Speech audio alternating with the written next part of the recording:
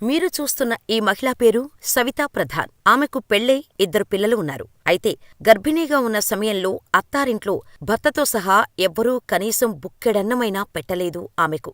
దాంతో రొట్టెముక్కలను ఆమె లోదుస్తుల్లో దాచుకుని ఎవ్వరికీ తెలియకుండా బాత్రూంలోకి వెళ్లి తింటూ 2 పిల్లలకు జన్మనిచ్చింది. భర్త, అత్తామామలు ఎంత వేధించినా తల్లిదండ్రుల మాటకు గౌరవమిచ్చి భరించుకుంటూ బ్రతికింది. 2 పిల్లలు ఏళ్లకు ఏళ్లు గడిచిపోతున్నాయి. భర్త మారతాడేమో అని వేచిచూస్తూ ఉంది. ఎన్ని రోజులు గడిచినా భర్తలో ఎలాంటి మార్పూ లేదు. ఇక ఆ వేధింపులు భరించలేక సవిత ఓ రోజు ఇంట్లో ఉన్న ఫ్యాన్కి చీరను కట్టి దాంతో ఉరివేసుకుని మరణించాలనుకుంది. అదే సమయంలో అనుకోకుండా ఆమె కన్ను కిటికీ వైపు పడింది. ఆ కిటికీ బయట నుండి ఆమె అత్త చూస్తూ ఉందే కాని ఆమెను ఆపడానికి మాత్రం ప్రయత్నించలేదు. ఆ తర్వాత మొదలైంది అసలైన కథ. అసలు ఎవరి సవిత? స్టోరీ ఏంటో తెలుసుకోవాలంటే ఆమె బాల్యం నుండి మొదలుపెట్టాలి. అయితే దానికి ముందు చిన్న రిక్వెస్ట్. మా వీడియో చాలామంది చూస్తున్నారు కానీ మా ఛానల్ని సబ్స్క్రైబ్ చేసుకోవటం మర్చిపోతున్నారు. వీడియో చివరి వరకు చూసిన తర్వాత మేమిచ్చే ఇన్ఫర్మేషన్ నచ్చితే మా వీడియోని లైక్ చేయడంతో పాటుగా మా ఛానల్ని సబ్స్క్రైబ్ చేసుకుని పక్కనే ఉన్న బెల్ ఐకాన్ కొట్టేసి నోటిఫికేషన్ ఆన్లో పెట్టుకోండి. చివరిలో మీ అభిప్రాయాన్ని మాకు కామెంట్ చేయటం మాత్రం మర్చిపోవద్దు. ఇక వీడియో స్టార్ట్ చేసేద్దాం. ఒక్క క్షణం గడిస్తే ఆమె మెడకు ఉరిపడేది. కాని ఆ ఒక్క క్షణంలోనే తన జీవితం మలుపు తిరిగింది. అత్తింటి వేధింపులు తట్టుకోలేక చనిపోదామనుకున్న సవితా ప్రధాన్ 2 పిల్లలతో ఒంటరి పోరాటం చేసింది. అదే పోరాటం ఇప్పుడు ఆమెలాంటి వేలమంది ఆడపిల్లలకు స్ఫూర్తిగా మారింది. అది మధ్యప్రదేశ్లోని మండి అనే చిన్న గ్రామంలోని నిరుపేద ఆదివాసీ కుటుంబంలో పుట్టింది సవిత. ఆమెతో పాటు మొత్తం 7 సంతానం. అందరిలో సవిత 3వ కూతురు. అడవుల్లోకెళ్లి బీడీలు చుట్టే తునికి ఆకు ఏరుకుంటూ ఏదైనా కూలీ పని దొరికితే చేసుకుంటూ బ్రతికేది వాళ్ల కుటుంబం. కుటుంబ ఆర్థిక పరిస్థితి కారణంగా సవితని చదివించాలని లేకున్నా తనకొచ్చే 75 రూపాయల స్కాలర్షిప్, ఒక పూట జావా, జత పట్టలకు చదివించారు ఆమె తల్లిదండ్రులు. అలాంటి పరిస్థితుల్లో చదువుకొని ఎలాగోలా 10 పాసైందామె. వాళ్ల గ్రామం మొత్తంలో 10 పాసైన ఏకైక వ్యక్తి సవితనే. ఇక ఆ తర్వాత వాళ్ల ఊరికి 7 కిలోమీటర్ల దూరంలో ఉన్న ఊరికి వెళ్లి ఇంటర్ కూడా కంప్లీట్ చేసింది. అయితే కాలేజీకి వెళ్లడానికి 2, తిరిగి రావడానికి 2 రూపాయలు, మొత్తం రోజుకు 4 రూపాయల బస్సు ఛార్జీలు లేక ప్రతిరోజూ నడిచే వెళ్లి మళ్లీ నడుచుకుంటూనే వచ్చేది. ఆమెకు అప్పటికీ చదువుపై ఇంట్రెస్ట్ పెరగటంతో పై చదువులు కూడా చదవాలనుకుంది. బాగా చదువుకొని డాక్టర్ అవుదామనుకుంది. కాని తల్లిదండ్రుల పేదరికం ఆమెను అడ్డుపడింది. చదివింది చాలు, ఇక పెళ్లి చేసుకోమని చెప్పారు తల్లిదండ్రులు. చేసేదేం లేక ఎదురు చెప్పలేక సరేనంది. ఇంకేముంది, పెళ్లిచూపులు ఏర్పాటు చేశారు. అప్పటికి ఆమెకు 16 ఏళ్లు. అయితే ఆమెను చూడటానికి వచ్చిన వ్యక్తి ఆమెకన్నా 11 ఏళ్లు పెద్దవాడు. కొంచెం మొరటుగానే కనిపించాడు ఆమెకు. అప్పటికీ భయంగా ఉందని చెప్పింది అమ్మనాన్నలకు. కాని తల్లిదండ్రులు మాత్రం మంచి సంబంధం, పైగా సంపన్నులు, ఇలాంటి సంబంధం మళ్లీ మనకు కావాలనుకున్నా రాదు, పెళ్ళయ్యాక అన్నీ మారతాయి అంటూ ఆమెను ఒప్పించి పెళ్లి చేసి అత్తారింటికి పంపించారు.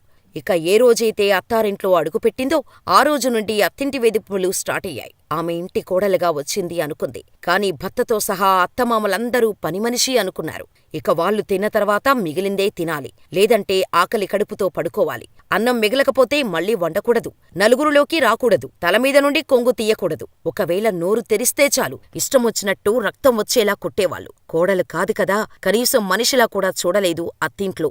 ఓ రోజు బాధలన్నీ తల్లిదండ్రులతో చెప్పుకుంది. కాని ఆ తల్లిదండ్రులు మాత్రం అందరిలాగే పిల్లలు పుడితే అన్నీ సర్దుకుంటాయని చెప్పి సర్ది చెప్పారు. దాంతో తండ్రి మాటలకు గౌరవమిచ్చి అంత నరకం అనుభవిస్తున్న 2 పిల్లలకు జన్మనిచ్చింది. గర్భిణీగా ఉన్న సమయంలో తినడానికి తిండి కూడా పెట్టేవారు కాదు. దాంతో ఆకలికి భరించలేక రొట్టెముక్కలు దొంగలించి లోదుస్తుల్లో దాచుకొని ఎవ్వరి కంటపడకుండా బాత్రూంలోకి వెళ్లి తినేది. అలా కొన్నేళ్లు గడిచినా భర్తలో మార్పులేదు. తండ్రి మాటతో పిల్లలు పుట్టాక మారతాడనుకున్న ఆమె నమ్మకం కూడా పోయింది. దాంతో ఆ నరకం ఇక అనుభవించలేనని తన చీరని సీలింగ్ ఫ్యాన్కి కట్టి చచ్చిపోవాలనుకుంది. అప్పుడే కిటికీలో నుండి చూస్తున్న తన అత్తని చూసింది. ఆమె కనీసం ఎందుకిలా చేస్తున్నావని కూడా అనకుండా కళ్ళార్పకుండా చూస్తూనే ఉంది. ఇక అత్తను చూసిన సవిత ఇలాంటి నీచుల వల్ల నేను చావాలనుకుంది. కొంచెం దయ కూడా లేని రాక్షసుల కోసమా? పైగా నేను పోతే నా పిల్లల పరిస్థితి ఏంటి అని ఆలోచించి ఇక నాకోసం కాకపోయినా నా పిల్లల కోసమైనా బ్రతకాలి, బయటకెళ్ళి పాచిపని చేసుకోనైనా సొంతంగా బ్రతుకుతా అని నా పిల్లల్ని పోషించుకుంటా అనుకుని ఆ తర్వాత ఒక్క క్షణం కూడా ఇంకా అక్కడ ఉండకూడదు అనుకుని ఇంట్లో నుండి వెళ్ళిపోయింది. 2000 రూపాయలతో ఇంట్లో నుంచి బయటకు వచ్చేసింది. ఓ బ్యూటీ పార్లర్లో సహాయకురాలిగా చేరి చిన్నపిల్లలకు ట్యూషన్లు చెప్పడం, ఇంట్లో వంట పనులు చేయటం, ఇలా ఏ పని దొరికినా కాదనకుండా రాదనకుండా చేయడం మొదలుపెట్టింది. ఇవన్నీ చేస్తూనే BA పరీక్షలు రాసింది. ఆ తర్వాత MA పబ్లిక్ అడ్మినిస్ట్రేషన్ చేసింది. సవితకు చదువుపైన ఉన్న ఇంట్రెస్ట్ యూనివర్సిటీ ఫస్ట్ వచ్చేలా చేసింది. దాంతో కొన్ని రోజులకి అమ్మ సాయం కూడా తోడైంది సవితకు. అయితే ఇల్లు వదిలి వచ్చేసినా కాని సవితకు భర్త వేధింపులు మాత్రం ఆగలేదు. ఎక్కడుంటే అక్కడికి వెళ్లి గొడవ పెట్టేవాడు, కొట్టేవాడు. భరించలేక పోలీసులకు కంప్లైంట్ చేసింది. విడాకులు తీసుకుంది. అయితే ఇక చిన్న ఉద్యోగం వస్తే చాలనుకొని న్యూస్ పేపర్స్ తిరిగేస్తుంటే యూపీఎస్సీ నోటిఫికేషన్ కనిపించింది. అందులో యూపీఎస్సీ అంటే అర్థం తెలీదు. అప్పటి వరకు ఆమెకు కనిపించింది క్వాలిఫికేషన్ మరియు మంచి జీతమే. దాంతో ఎంత కష్టమైనా సాధించాలని గట్టిగా పట్టుపట్టి ప్రిపేర్ అవ్వడం మొదలుపెట్టింది. ఎందరో సంవత్సరాలు కష్టపడినా సాధించలేని విజయాన్ని రేయింబవళ్లు చదివి మొదటి ప్రయత్నంలోనే ఐఏఎస్ సాధించింది. ఐఏఎస్ అధికారినిగా 24 ఏళ్లకే చీఫ్ మున్సిపల్ ఆఫీసర్గా బాధ్యతలు తీసుకొంది. అయితే ఇక్కడితో ఆగిపోలేదు. హిమ్మత్ వాలీ లడ్కియా పేరుతో ఓ యూట్యూబ్ ఛానల్ స్టార్ట్ చేసి ఆమె అనుభవాలని, కష్టాలన్నిటినీ ఆయుధాల్లా మార్చి నేటి తరం ఆడపిల్లల్లో ధైర్యాన్ని, స్థైర్యాన్ని నూరిపోస్తోంది. మంచి ఐఏఎస్ అధికారినిగా ప్రజల్లో పేరు సంపాదించుకున్న ఐఏఎస్ సవితా ప్రధాన్ ఇప్పుడు మధ్యప్రదేశ్లోని గ్వాలియర్, చంబల్కు అర్బన్ అడ్మినిస్ట్రేషన్ జాయింట్ డైరెక్టర్ హోదాలో విధులు నిర్వహిస్తోంది. ఇలాంటి ఇబ్బందులు, వేదనలు అనుభవించే ఎంతో మంది ఆడపిల్లలకు ఆమె కథ ఒక స్ఫూర్తిని ఇస్తుంది. ఏదైనా సాధించాలి అనుకునే వాళ్ళకి అంతులేని ధైర్యాన్ని ఇస్తుంది. కాబట్టి వీడియో చూసి వెళ్లిపోకుండా జీవితంపై భరోసాని కల్పించే ఇలాంటి వాళ్ల కథలు ప్రతి ఒక్కరికీ తెలియాలి. కాబట్టి ఈ వీడియోని వీలైనన్ని గ్రూపుల్లో షేర్ చేయండి. అలాగే మా ఇన్ఫర్మేషన్ నచ్చితే మా వీడియోని లైక్ చేయడం మాత్రం మర్చిపోకండి. అలాగే మా ఛానల్ని సబ్స్క్రైబ్ చేసుకుని పక్కనే ఉన్న బెల్ ఐకాన్ కొట్టేసి నోటిఫికేషన్ ఆన్లో పెట్టుకోండి. మరో వీడియోతో మరో అద్భుతమైన వ్యక్తిగతతో మళ్ళీ కలుద్దాం. అప్పటి వరకు ఇక్కడున్న ఈ వీడియోలు కూడా చూసేయండి. అలాగే మా వీడియోలు మరియు కంటెంట్ గురించి సలహాలు, సూచనలు ఏవైనా ఇవ్వాలనుకుంటే తప్పకుండా కామెంట్లో తెలియచేయండి. లేదా jmediateluginfo@gmail.com కి ఈమెయిల్ చేయండి.